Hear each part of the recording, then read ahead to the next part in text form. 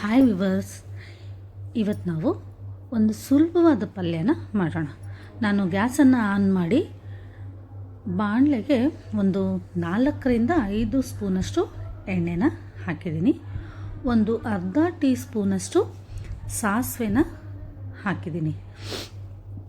ಈ ಪಲ್ಯನ ಉತ್ತರ ಭಾರತದಲ್ಲಿ ತುಂಬ ಮಾಡ್ತಾರೆ. ಅವರು ಇದಕ್ಕೆ ಸಾಸಿವೆ ಎಣ್ಣೆನ ಬಳಸ್ತಾರೆ. ಸಾಸಿವೆನ ಆವಾಗ ಅವರು ಯೂಸ್ ಮಾಡಲ್ಲ.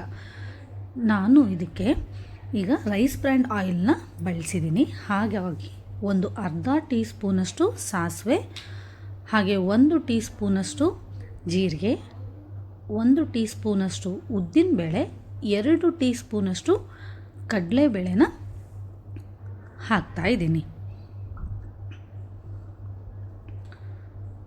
ಸ್ವಲ್ಪ ಈ ಸಾಸಿವೆ ಜೀರಿಗೆ ಸಿಡಿದ ಮೇಲೆ ಕಡಲೆಬೇಳೆ ಉದ್ದಿನಬೇಳೆ ಸ್ವಲ್ಪ ಬಣ್ಣ ಬಂದ ಮೇಲೆ ಇದಕ್ಕೆ ಹೆಚ್ಚಿ ಇಟ್ಟಿರೋ ಅಂಥ ಈರುಳ್ಳಿನ ಹಾಕ್ಕೋಬೇಕು. ಸೌತೆಕಾಯಲ್ಲಿ ವಿಭಿನ್ನವಾದ ಸೌತೆಕಾಯಿಗಳು ಸಿಗುತ್ತೆ. ಆದರೆ ನಮ್ಮಲ್ಲಿ ಸಿಗುವಂಥ ಸೌತೆಕಾಯಿಂದ ಈ ರೀತಿ ಪಲ್ಯನ ನಾವು ರೊಟ್ಟಿ ಅಥವಾ ಚಪಾತಿ ಅಥವಾ ರೈಸ್ಗೆ ಸೈಡ್ ಡಿಶ್ ಆಗಿ ಕೂಡ ಬಳಸ್ಕೋಬೋದು. ಆದರೆ ಸಾಂಬಾರು ಸೌತೆಕಾಯಿಂದ ಈ ರೀತಿ ಪಲ್ಯನ ಮಾಡೋದಕ್ಕೆ ಆಗೋದಿಲ್ಲ. ಸಾಂಬಾರು ಸೌತೆಕಾಯಿಂದ ನಾವು ಪಲ್ಯ ಮಾಡೋದಾದರೆ ಅದಕ್ಕೆ ಹೇರಳವಾಗಿ ನಾವು ಕೊಬ್ಬರಿನ ಅಂದರೆ ಹಸಿ ಕೊಬ್ಬರಿ ತುರಿನ ಬಳಸಬೇಕಾಗತ್ತೆ.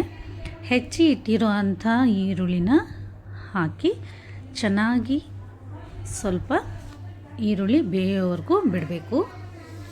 ಸ್ವಲ್ಪ ಈರುಳ್ಳಿ ಬೆಂದ ಆದಮೇಲೆ ಈಗ ಇದಕ್ಕೆ ನಾವು ಹೆಚ್ಚಿ ಇಟ್ಟಿರೋ ಅಂಥ ಸೌತೆಕಾಯನ್ನು ಹಾಕ್ಕೊಳ್ಳೋಣ. ಸೌತೆಕಾಯನ್ನು ನಿಮಗೆ ಯಾವ ರೀತಿ ಬೇಕೋ ಆ ರೀತಿ ನೀವು ಕಟ್ ಮಾಡ್ಕೋಬೋದು.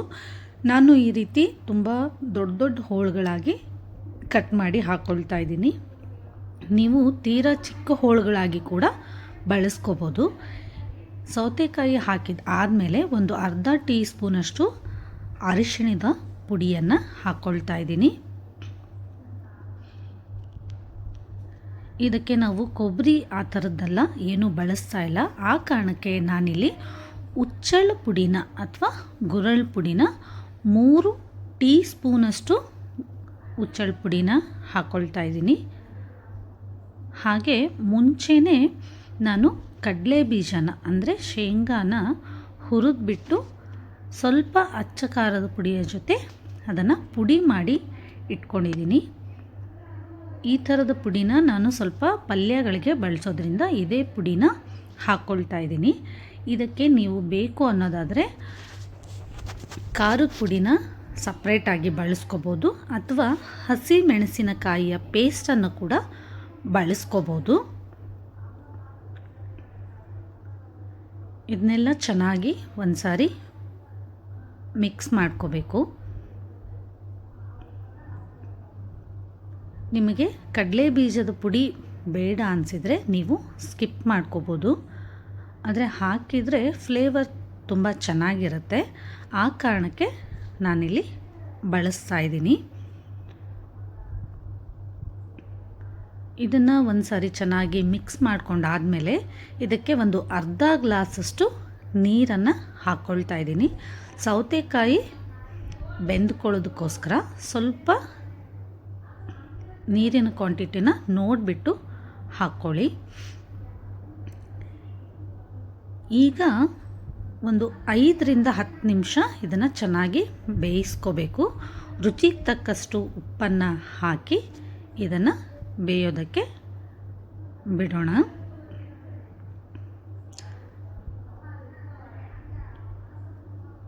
ಸ್ವಲ್ಪ ಫ್ಲೇಮನ್ನು ಜಾಸ್ತಿ ಮಾಡಿಬಿಟ್ಟು ಈ ರೀತಿ ಲಿಡ್ನ ಕ್ಲೋಸ್ ಮಾಡಿ ನಾನು ಬೇಯಿಸೋದಕ್ಕೆ ಇಟ್ಟಿದ್ದೀನಿ. ಈ ರೀತಿ ಬೆಂದ್ಕೊಳ್ತಾ ಇರೋವಾಗ ಒಂದು ಸಾರಿ ಇದನ್ನು ಈ ರೀತಿ ಕೈ ಆಡಿಸಿ ಇದಕ್ಕೆ ನಾನು ಸ್ವಲ್ಪ ಬೆಲ್ಲವನ್ನು ಹಾಕ್ಕೊಳ್ತಾ ಇದ್ದೀನಿ. ನೀವು ಬೇಕು ಅನ್ನೋದಾದರೆ ಈ ಟೈಮಲ್ಲಿ ಸ್ವಲ್ಪ ಹುಣಸೆ ಹಣ್ಣಿನ ರಸವನ್ನು ಕೂಡ ಬಳಸ್ಕೋಬೋದು. ಆದರೆ ನಾನು ಹುಣಸೆ ಹಣ್ಣಿನ ರಸವನ್ನು ಬಳಸ್ಕೊಳ್ತಾ ಇಲ್ಲ. ಬೆಲ್ಲ ಕೂಡ ಅಷ್ಟೇ, ಇದು ಆಪ್ಷನಲ್ಲು. ಈಗ ಇನ್ನೊಂದು 5 ನಿಮಿಷ ಈ ನೀರಿನ ಕ್ವಾಂಟಿಟಿ ಎಲ್ಲ ಕಡಿಮೆ ಆಗೋವರೆಗೂ ಚೆನ್ನಾಗಿ ಬೇಯಿಸ್ಕೋಬೇಕು. ನೋಡಿ, ಈ ನೀರಿನ ಕ್ವಾಂಟಿಟಿ ಎಲ್ಲ ಈಗ ಕಡಿಮೆ ಆಗಿದೆ.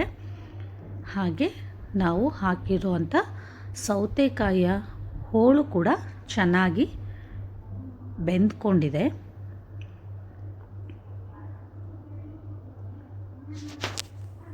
ಈ ಪಲ್ಯನ ನೀವು ಯಾವುದ್ರ ಜೊತೆ ಆದರೂ ಸರ್ವ್ ಮಾಡ್ಬೋದು. ಈಗ ಸರ್ವ್ ಮಾಡೋದಕ್ಕೆ ಈ ಪಲ್ಯ ರೆಡಿಯಾಗಿದೆ. ಒಂದು 5 ನಿಮಿಷ ಲಿಡ್ಡನ್ನು ಕ್ಲೋಸ್ ಮಾಡಿ ಆಮೇಲೆ ನೀವು ಸರ್ವ್ ಮಾಡ್ಬೋದು. ಇವತ್ತು ನಾನು ಇದನ್ನು ಬೇಳೆ ಸಾರು ಹಾಗೆ ಕೆಂಪು ಚಟ್ನಿ ರೊಟ್ಟಿ ಜೊತೆ ಈ ಪಲ್ಯನ ಸರ್ವ್ ಮಾಡ್ತಾಯಿದ್ದೀನಿ. ನೀವು ಚಪಾತಿ ಜೊತೆ ಕೂಡ ಈ ಪಲ್ಯನ ಸರ್ವ್ ಮಾಡ್ಬೋದು.